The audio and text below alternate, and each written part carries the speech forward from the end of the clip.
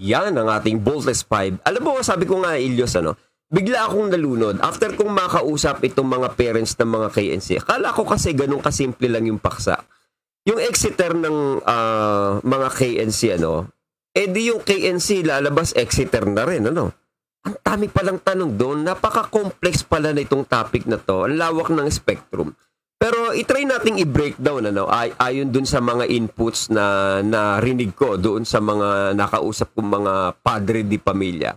Pero eto, Logix, guguluhin muna kita. Guguluhin ko muna ang malinaw mo at mapayapang kaisipan.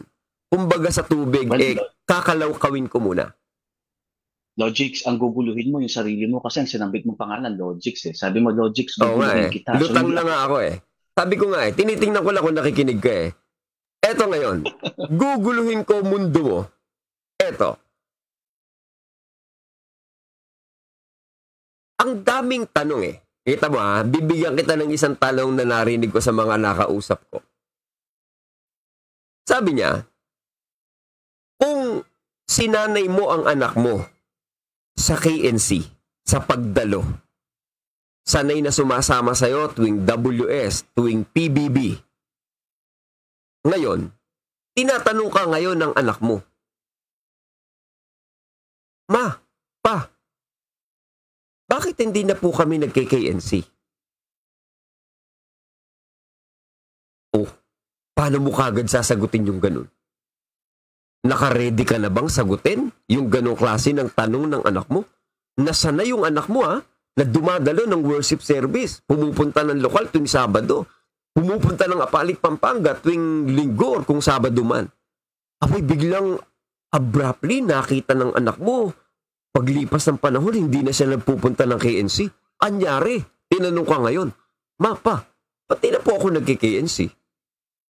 Anong naiisip mong isagot kaagad pag gaganon ng question sa'yo? Okay. Actually, thank you for that wonderful question, Logix. Well, anyway, kailangan natin kasi i-consider dito, the kids were programmed, that way, nung nakasanayan na nila. So, Logix, ito na yung tinatawag na kinikilala nilang way of life.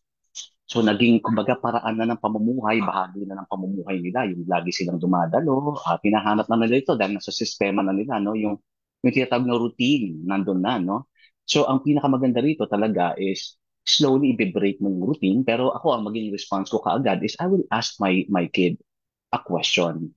Sabihin ko sa kanya, it's good na that you notice that, napansin mo yan. Bakit anak, namimiss mo ba ang pumupunta sa Apalit? Kapag sinabi niya, opo, tatanungin ko siya, bakit naman? Kasi ganito po, kasi ganyan. Gusto mo ba na magkaroon tayo ng ibang pupuntahan na mahihigitan at marami kang matututunan bukod sa mga natutunan mo sa Apalit? Definitely, sasabihin ng anak mo, yes. And from there, you start, kumbaga, deprogramming your kid, your children, your KNCs, and then slowly, kumbaga, putting in information na talagang ang kanilang maiintindihan is you're taking them into a better place or a better direction. Pero teka. Yes. Sinarado mo na kagad ang usapan. Binibigyan lang kita ng bagay na tinatanong ng mga KNC, tatanungin ng mga bata. Kasi bukod dun sa tanong na yon, pwede kang tanungin uli ng anak mo na, kung hindi na po kami a-attend, kung hindi na kami uma-attend, kayo po, saan na kayo ngayon mag-aaral ng Bible?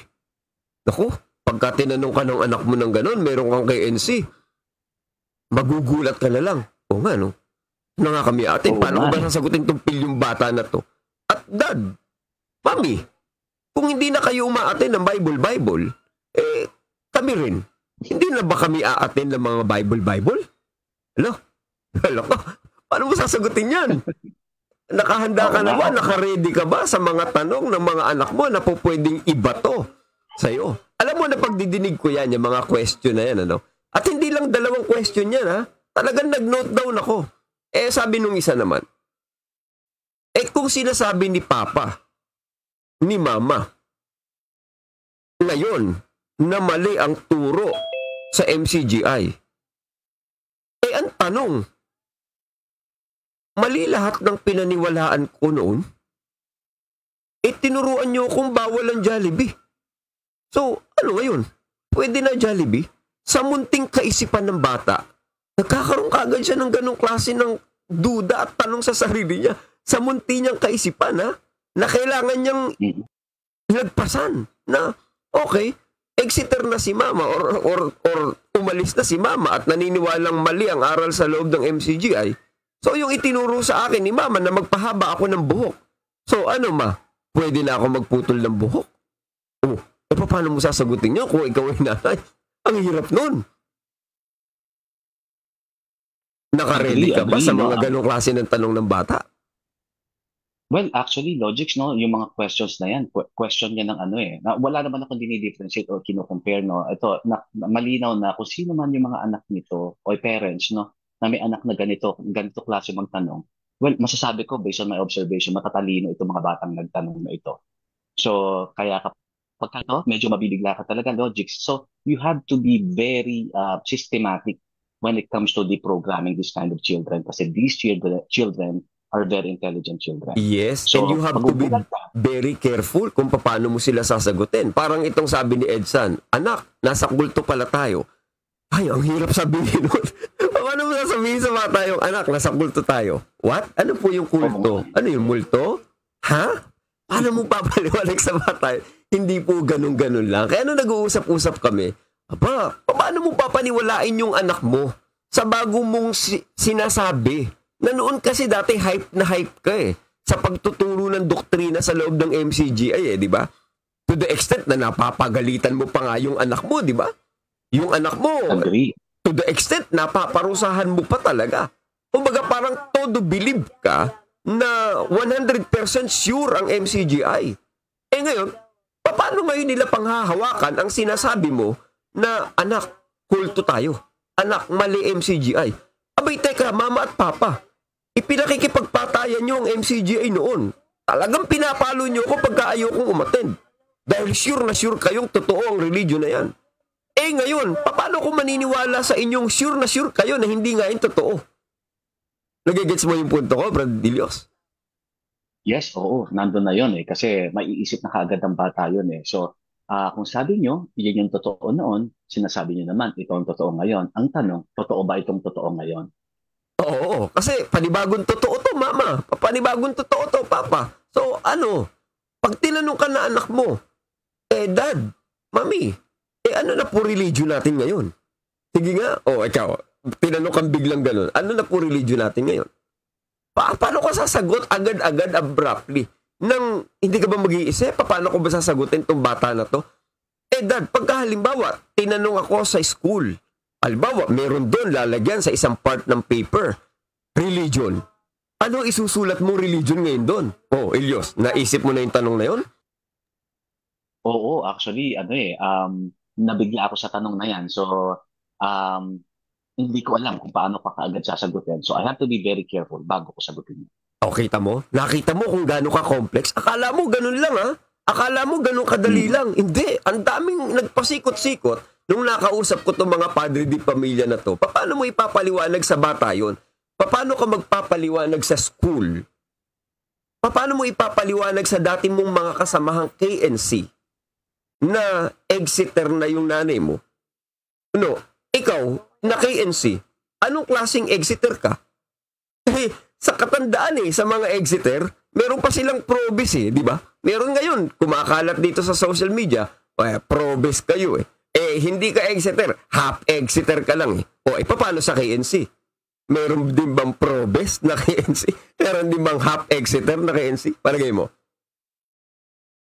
Well, siguro, meron nga talagang, siguro in their own right, pwede din lang sabihin na talagang may half exiter, may full exiter. Pero sa akin kasi, Logics, once you exit that cult, ako kinukonsider ko ang sarili ko, whether I'm an anti-best or a pro-best, I'm already exit that religion. So I call myself a full exiter. Oo, kaya lang, usapin nga sa social media.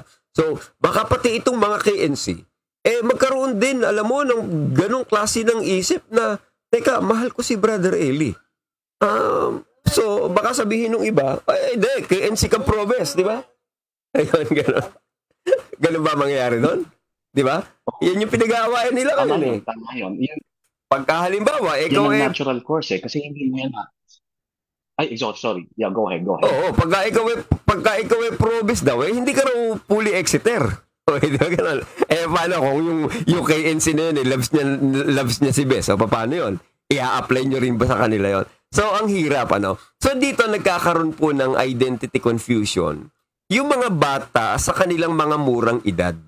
Yung cognitive dissonance, ano? Narinig mo naman yun, pinag-uusapan natin dati sa Brocolic TV, ano? Yung nagbabanggaan Yes, yung dati mong paniniwala sa bagong environment mo ngayon, di ba? Batang-bata pa lang ang isip ng bata. Exactly. Cognitive dissonance, no? Sabi mo nasa kanan ka, pero ang ginagawa mo nasa kaliwa. Parang ganon. Oo. So, biruin mo yun, ha? Sa munti mong kaisipan, at the age of, ano ba kasi, 7, 8, 9, 10, biruin mo, batang-bata ka. Nagkakaroon ka kagad noong, teka lang, nagbabanggaan na kagad yung paniniwala mo. Dati, alam mo, totoo. Pero meron kayong bagong environment ng nanay mo at ng tatay mo na Exeter. Ayun, naku-confuse ka ngayon, ano, sa mura mong edad. Kaya kung ikaw ang parents, ano, na morally injured ka, no, bilang Exeter, ang tendency, pati yung anak mo, maybe, ano, sinasabi natin, maaari. Kung morally injured ka, maaari yung mga anak mo, maaari, damay na rin yun. Although teens pa lang yung mga yan, yung feeling mo na ikaw ay na-betrayed, ano, maybe, maaaring madala rin yun, yung ganong feeling ng mga bata na yon na feeling betrayed din sila. And that's possible, di ba?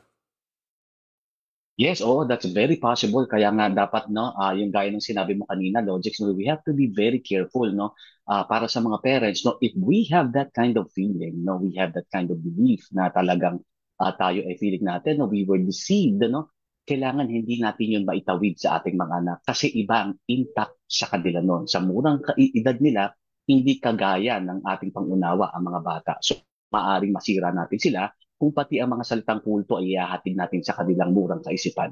Tama yung sabi mo, Logics, we have to be very careful. At saka jargon sa kanila kung ano yung kulto. Eh tayo nga, di kagad natin naalaman kung ano ba kahulugan ng kulto, eh, di ba? Parang ang tingin kasi natin sa kulto, alam natin yun, may mga salakot, may mga suot-suot na puti, suot-suot ng itim. Pero hindi pala ganoon, ano? Sa religion may kulto din pala. Ngayon, ang ibig ko sabihin, yung mga bata po, eh hindi naman yan normally, vocal di ba? Hindi naman yan nagsasalita. Pero maaari sa loob ng damdami ng mga bata, may mga bagay na gumugulo sa kanila. Maaari sa loob ng emosyon ng bata, meron silang mga maaari struggle. Hindi lang sa loob ng bahay nila, no? Kundi maaring sa school, sa social life nila, maaring nagkakaroon po ng confusion. And it's normal. Kasi it's all part ng religious trauma syndrome. Lalo na nag-exit ka sa isang kulto na sekta ng pananampalataya. Yung psychological damage na maaaring maramdaman o maranasan ng isang padre di pamilya o ina dulot ng toxic na religious organization, maaari maramdaman din yon ng bata. Nakita mo kung gaano kalawak itong magiging usapin natin tungkol sa KNC, Brad Ilios? Oo, actually, nararamdaman ko, no, it's getting even more complicated. Akala mo ba tapos na dyan? Diyan ka nagkakamali.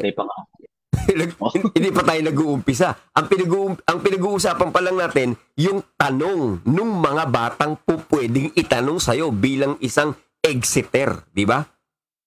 Eh yung mga may malay na. Ang pinag-uusapan natin, mga batang ito pa lang, mura pa lang ang edad.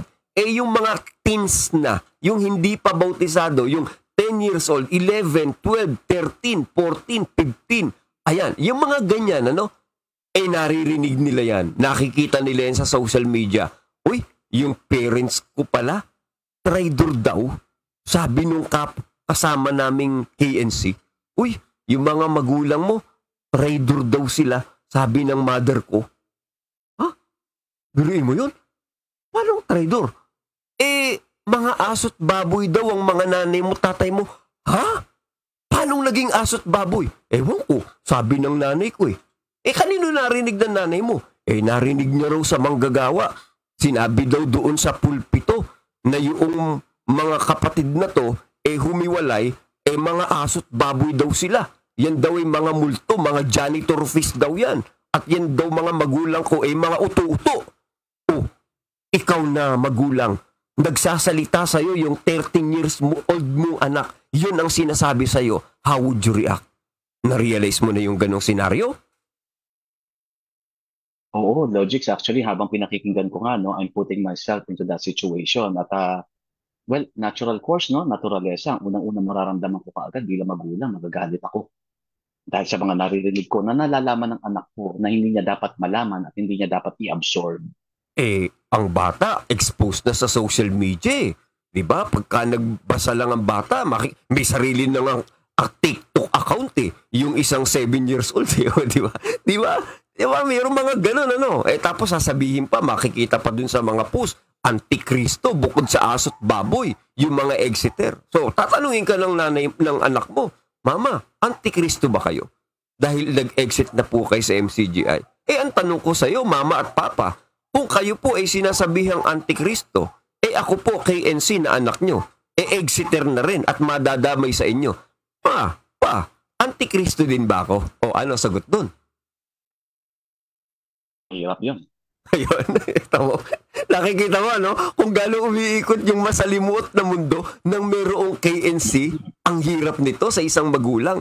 Paano kung ibinubuli siya, pag alis niya sa MCGI? Buti ng buti, kung ang binubuli lang, kayong mag-asawa Okay na yun Pero yung anak mo, pwede din bang ibuli o hindi? Actually, pwede. Mental abuse yan. Oo, lalo na yung kaklase niya. Tapos kasama pa halimbawa dun sa La Verdad, doon pa nag-aaral. Di exeter na yung mga magulang. Antikristo. Di ba? Pwede nilang ibuli yun. Paano mo yung gagamutin ng sugat? Paano mo paghihilumin itong bata na ganito? Ayan, ang hirap niyan. Maraming mga kasukasuan itong ating pag-uusapan tonight, Ilyos. Pwedeng tanongin din ng KNC sa'yo na, Dad, Ma'am, kakaibiganin ko pa rin ba yung mga Bible friends ko sa loob ng KNC? So, paano yun? Anong sasagot mo ron sa mga yun? And then, yung mga anak ng KNC na nandun pa sa loob ng MCGI, ano kaya? Sasabihan kaya nila yung mga anak nila, huy, huwag kang makikipaglaro dyan kay Pempen, ha? Ano yan? Anak yan ng aso't baboy. Paano yun? Anong gagawin mo ro sa ganun? Di ba? Mahirap nga talaga. Dad, ano po tawag sa akin ngayon? Kung KNC po ako, ex-KNC? Ayun. Ano tawag mo sa KNC na bingwit ng isang exeter? Anong label ang itatawag sa kanila? Pwede ba tawaging Antikristo rin yun? Hindi naman siguro po pwede. Pwede ba tawaging multo? O, ano yun? Batang uto-uto. Paano mo tatawagin? Anong label? So, ex-KNC, ganun ba? Ayan. So, ang daming kasukasuan ito. Sabi mo dati, di ba, sabi nyo dati, kailangan ng religion to have a reconciliation with God para mapabuti tayo. Ngayon, wala tayong religion. Ang tanong ko sa'yo, Dad, mapapabuti ba tayo? Kasi sabi mo, para mapabuti, mag-religion tayo. Dahil sa pagre-religion, nagkakaroon tayo ng kaugnayan kay Lord. Ngayon wala tayong religion. Lalabas ba, Dad? Hindi na tayo mapapabuti? Sige, tinanong ka ng bata, malikot ang isip. Paano mo sasagutin yon? Oo nga Actually, alam mo, Logics, kahit alam mo yung sagot, no? The one thing that's going to be very hard is kung paano mo ipauunawa sa bata yung mga malalalim mong salita. Ayun. Kasi alam mo yung sagot. Oo. Diba? Pero hindi mo alam kung i-take niya ba talaga yon the way na gusto mong i-take niya. At pwedeng maisip yun ng bata, Ilyos. Lalo na yung mga bata ngayon, mga matured na isip. Kaya nga sabi ni April Kayog, buti na lang, di naging KNC anak ko, hehehe. Sabi ni Ronaldo Bitoy Cruzeng, hindi ko naisip yun Toxic talaga Iglesia ni Cristo Daniel. So, nakikita mo yung mga punto na yun, Hindi mo maiisip minsan hanggat hindi mo naririnig sa iba Maaari kasing maging question yun eh. Dad, Mami, paano na po tayo magpipray? O pag tinanong ka ng ganun ng anak mo, ano isasagot mo? Paano tayo magpipray? Dad, dapat ba nakaharap pa rin tayo sa east? Dapat din ba katulad pa rin nung dati? Ano tawag mo ron, Dad? Yung te-timey ba yun? Yung naka face forward yung ating mga noo doon sa floor? Ganun ba tayo magpipray pa rin? Exeter ka na. Paano mo sasagutin yun? Paano mo papaliwanagan ng bata ron? Oo, actually, alam mo, Logix, may nagtanong nga sa akin yan si kapatid na Watare-Watare. At fortunately, ang ating kapatid na Watare-Watare ay talaga namang nasa hustong gulang na, kaya madali niyang maintindihan. Pero kung paano mo yan sasagutin sa isang bata, napakahirap. Ipaunawa. Diba? Ang hirap nun. Mahirap ipaunawa. Oo, gagamitan mo ba ng Bible verses yun? Paano? I-get straight mo ba yun? Ang hirap i-get straight nun, di ba? Kaya kailangan alam mo kung paano titimplahin, paano pakikibagayan ang anak mo na isa ring sugatan. Ayun, magdudulot talaga po yan ng confusion sa mga anak natin. Pag sinabi mong mali na ang MCGI, kung mali na, Ma'am, Dad, mali pala MCGI, pero bakit po ang babait naman nila? Mali pala religion natin. Sige nga, ano sagot mo ron? At nakikita naman talaga ng mga bata, ang babait naman talaga ng nasa MCGI, di ba? Ano bang malay ng mga bata doon sa bentahan ng alak sa Brazil? Wala naman silang malay ron eh.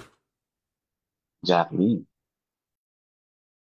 Paano mo ngayon pangangatwira na yun? Di ba ang bait-bait naman po ni Kuya? Nakikita ko nga po sa TV, lagi siya nagbibigay ng wheelchair. Bakit po mali si Kuya? Paano? Sige, paano mo sasagutin, Ilyos? Well, gaya na nga sabi ko, DK, it's really hard kasi you have to balance things out, kung paano mo sasabihin sa bata. Ayun. Diba? Kailangan balance eh. Correct. Kaya sabi rito ni Jerry Conde, mahirap nga ito, maraming kasukasuan. Magulo na ba utak mo? Oo, it's starting, gumugulo ng aking kaisipan. Ginulo ko lang sandali usap mo, Kala mo ganun kasimple, Pero alam mo, para lang yung ganito, Elios, Nung na-realize ko, akala natin simpleng bagay. Alam mo yung landmines? Yung mga inaapakan? Oo. Minsan akala mo, walang threat. Minsan ang akala mo, kalmado lang. Minsan ang akala mo, tahimik lang. Pero, mayroong palang pagka natapakan mo, pagsabog, yari ka. Malakas ang tama niyan. Hindi lang para sa'yo, kundi pati sa anak mo.